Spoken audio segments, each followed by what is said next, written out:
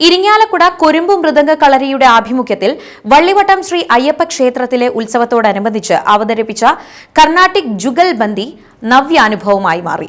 7 വയസ്സ് മാത്രം പ്രായമുള്ള രുദ്ര തീർത്ത്, രുദ്രദേവ്, ശ്രീഹരി എന്നിവർ മൃദംഗത്തിൽ പക്കമേളം വായിച്ച ജുഗൽബന്ദിയിൽ ഒരു ദിവസത്തെ മൃദംഗ പഠനത്തിലൂടെ വള്ളിവട്ടം ശ്രീ അയ്യപ്പ ക്ഷേത്രത്തിലെ മാതൃസമിതിയിലെ അംഗങ്ങൾ കൂടി പങ്കെടുത്തു.